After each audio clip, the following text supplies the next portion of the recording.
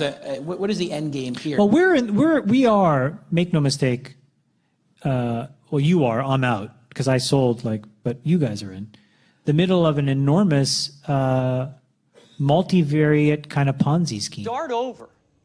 It has to be intuitive, precognitive. I mean, I wanted to know what you want to do before you even know you want to do it. Wait, are we still talking about the command prompts? Bill, we're talking about everything. The whole thing. Lisa. The young CEOs of today are afraid of going public. I think two things change. One, there's never been access to private capital like this. So I'm not sure if we would see some of the largest companies in the world today. If they were starting today, I'm not sure you would see them going public as soon as they did. They had no other choice. The minute that you start having to report publicly, you have to start playing games with your numbers, you have to start playing games with your growth, and usually the person that loses in that situation is the consumer. So if we're trying to create extraordinary experiences for consumers over time, the longer those companies can stay private, and by Masa coming in and enabling that, the more unbelievable the experience and more life-changing the experience will be for people. Because it's got bravado. It's social status. No, you know what? It's even more than that. It's social currency. We've raised the bar. And if we want to stay there, we got to risk everything. And if you are 50% owner or 51% owner of that company, the debt in accounting get consolidated into the parents. But parents' debt, SoftBank Group debt is actually roughly $4 billion. Our asset is $25 billion. So $25 billion asset minus $4 billion debt. That's a healthy situation and lots of excess value that we have. Right. Great artists, Dylan, Picasso, Newton, they risk failure. And if we want to be great, we got to risk it too. On the command bar? On everything. You get courted by investors, okay? These are not people writing checks out of their own balance sheet. They're doing a job with other people's money. And for that, they get one thing that's obvious, which is a yearly fee. And then something that's non-obvious, which is a part of the gains if what you do works. Okay, right? Everybody understands that? That's how a fund that invests in you works. That fund is getting paid fees every year and then carry at the back end if it works. Okay? Well, I still want to invest more and I want to increase. Some of my investors said, Masa, you get too excited and too much concentration into one company. Don't go too far, too much. And then they give you, I'm just going to make up a number, $1 million. And you go to your first board meeting. How fast are you growing? How many of you have had these discussions? How fast are you growing? Okay, grow faster. How many of you have had that discussion? Grow faster. Would you please explain why we each found some random Chinese guy asleep in our beds? Yes. You work all day. Your rooms are always empty. So they use. The fuck they do. Yeah. So they try to understand how to put your valuation into context. I mean, should you be valued as a real estate company or as a technology company? So we actually don't view ourselves as a real estate company or as a technology company. We used to say that we're a community company, but we're starting to figure out now that we ourselves are still discovering what is that best type of company that we want to be. Well, it looks like the end could be near for a company that was once hyped, not very long ago, as the most valuable startup in the world. WeWork is the name of it, and earlier this year, the company was valued at almost $50 billion. The ever-obedient business press often described WeWork as a tech company, but that was never really right. It was actually a real estate operation of sorts. WeWork bought up office space in big cities and then rented it to individuals or small companies. Now, that's fine, I guess, but it's hardly a revolutionary idea, and investors always want more flash. So the CEO of the company, Adam Neumann, posed as a world-transforming CEO. He babbled about making himself immortal or becoming the first ever trillionaire or using WeWork to solve world hunger somehow. And then we have for-profit companies that are making things, if it's, let's say, things that are made of wood and they're cutting a lot of trees to get there. And why is the fact that you can make money from cutting trees making you for-profit? So what we're really doing is we're taking best practices out of the for-profit world, best practices out of the non-for-profit world, bringing those two things together. That's the type of company that we're going to be. We really want to be a company that sets an example but also lives by their own words. Just saying, will you stop the WeWork deal, please? Let's stop WeWork. Nobody has heard from Ehrlich in months. This isn't working. I'm gonna drag your cousin the fuck out of my lair. No, this is my cousin. Bill? If you don't share our enthusiasm and care for the vision of this company. No. I'm not understanding. Get out. What? Get your shit and get out. You're done. What are you gonna fire me? No! I already fired you! Why are you still here? And as much as I like Newman, it doesn't matter. That's the zeitgeist of right now, is people are just talking, give me a break. WeWork, give me a break. Okay, most of you that raised your hand. Well, it would probably shock you to know that almost 40 cents of every venture dollar right now goes right back into the hands of Google, Facebook, and Amazon. What do you think is happening there? Do you think that's all profitable growth? No. That's there to fund your superficial growth. I just think it's wonderful to see the U.S. economy growing again over 4%. I think our big competitor is China. If we let China's economy pass us up, if we let China develop, produce more engineers than we do, if we let China's technology companies beat our technology companies, it won't be long that our military is behind technologically also. Our economy is behind technologically. We have a serious competition going on with China. I'm on Team USA. I would like us to be successful. I'd like us to develop and protect our technologies. I think we have to do that. I think we have to invest in our economy and grow our economy so we can compete with the first serious threat, if you will, or first serious competitor we've had since the 1930s. China's marathon strategy depends heavily on goodwill from other countries, especially the United States. That goodwill translates into massive foreign investment, the acceptance of Chinese exports, indulgences when the government or state-affiliated organizations are caught stealing technology or violating WTO rules and looking the other way on human rights abuses. Western countries offer such concessions primarily because their leaders are convinced that overall China is moving in the right direction toward freer markets, productive international cooperation, and political liberalization.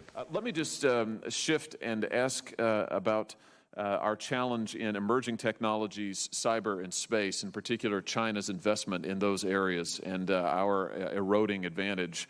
I was struck, Mr. Secretary, by a comment that you make in your written testimony. You say some U.S. companies have voiced ethical qualms about working with DoD to develop advanced technology, in some cases even terminating relationships, often while continuing to work with China. What are we talking about here? I think we're talking about Google and their support to China and their lack of support to the Department of Defense. And you throw into that what the book is really about is our secret cooperation with China through CIA and the Pentagon, a lot of things we did together during the Cold War that in many ways taught our intelligence community and our military not to see China as an enemy.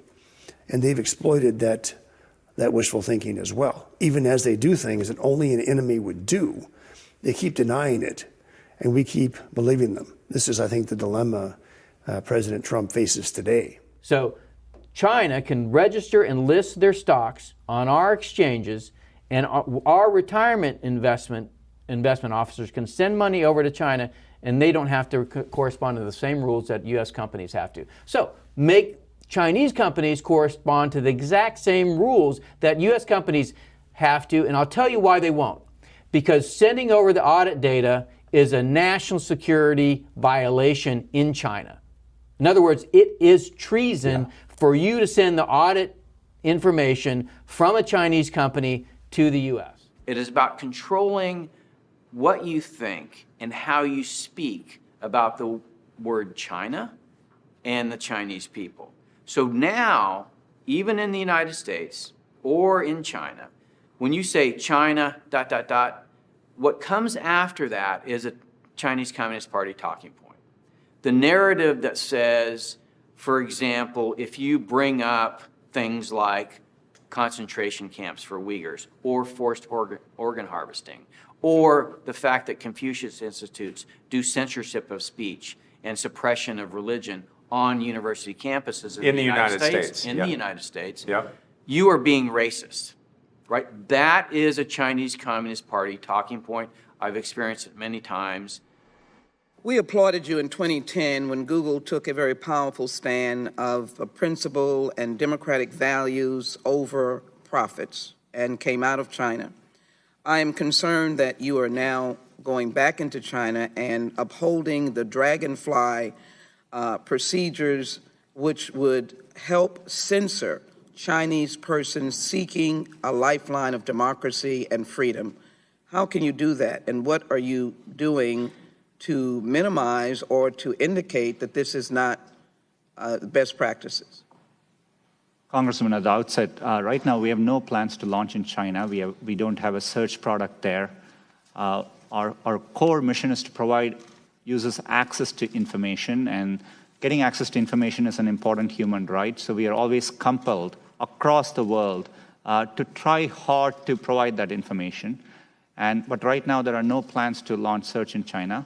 We contacted Google about these remarkable emails, and the reply to us is here in full. Quote, "These emails were just a brainstorm of ideas, none of which were ever implemented. Google has never manipulated its search results or modified any of its products to promote a particular political ideology, not in the current campaign season, not during the 2016 election, and not in the aftermath of President Trump's executive order on immigration. Our processes and policies would not have allowed for any manipulation of search results to promote political ideologies." End quote. Left unanswered by Google was why anyone would believe that statement for a second. Nor did Google say anything about the employees on that email chain. Presumably, they still work at Google, which is remarkable. If you ran a bank and caught your tellers brainstorming about how to rob the vault, would they still work for you? Remember that Google fired an engineer called James Damore last summer. Almost instantly, the CEO flew back from family vacation to fire him. Why? Because Damore was caught expressing mildly conservative ideas in a private memo. Here, Google employees are plotting to subvert our entire public conversation secretly, but that's fine with Google. But first, what is machine learning? Well, it's used in a lot of technology we use today. Machine learning helps us get from place to place, gives us suggestions, translates stuff, even understands what you say to it. How does it work? With traditional programming, people hand code the solution to a problem, step by step. With machine learning, computers learn the solution by finding patterns in data. So it's easy to think there's no human bias in that. But just because something is based on data doesn't automatically make it neutral. Even with good intentions, it's impossible to separate ourselves from our own human biases. So our human biases become part of the technology we create in many different ways. Since some of our most advanced products use machine learning, we've been working to prevent that technology from perpetuating negative human bias. Google is biasing search. And the way in which they're able to say we don't bias search is how they bias search. So people need to look up ML fairness, machine learning fairness. Google has released a video, and they talk about their need to unbias search. That's how the bias is coming. Significant that China's intelligence agencies have been seeding people into American companies. I want to ask you about what's going on in Silicon Valley in terms of espionage, in terms of what's happening with Chinese nationals working within our companies. There are Confucius Institutes in Silicon Valley, right by Stanford University. What's your take on all of that? Yang, there better not be a Chinaman in my bed. That is a racist. Yes. I am racist. zero in on the Google example, where the AI DeepMind effort was described by its own founder as a Manhattan Project for AI. And so even though this was meant as probably, marketing hyperbole in a way. Eric is gone. This is my incubator now. What? Your things are over there. What the fuck? Therefore, you are racist, and Richard, you are ugly. The Eric administration is over. What? What the fuck? You can't just kick us out, Jin Yang. Sorry, you are victims of a circumstance. We swear to give this committee the truth, the full truth, and nothing but the truth. So help you God. Please be seated. About this. Well, Mr. Zuckerberg, I will say there are a great many Americans who I think are deeply concerned that Facebook and other tech companies are engaged in a pervasive pattern of bias and political censorship. Chairman Burr, Vice Chairman Warner, and members of the Select Committee, thank you for giving me the opportunity to speak with you today. My written testimony goes into more detail about the actions we're taking to prevent election interference on Facebook. But I wanted to start by explaining how seriously we take these issues and talk about some of the steps we're taking. I'm someone of very few words and typically pretty shy, and I realize how important it is to speak up now. If it's okay with all of you, I'd like to read you something I personally wrote as I considered these issues. I'm also going to tweet this out now. We've learned from 2016, and more recently from other nations' elections, how to protect the integrity of elections. Better tools, stronger policy, and new partnerships are already in place. Senator, let me say a few things about this. First, I understand where that concern is coming from because Facebook and the tech industry are located in Silicon Valley, which is an extremely left-leaning place. And this is actually a concern that I have and that I try to root out at the company, is making sure that we don't have any bias in the work that we do. And no, Senator, we do not generally ask people about their political orientation when they're joining the company. So as CEO, have you ever made hiring or firing decisions based on political positions or what candidates they supported? No. Why was Palmer Luckey fired? Here to comment is Mark Zuckerberg.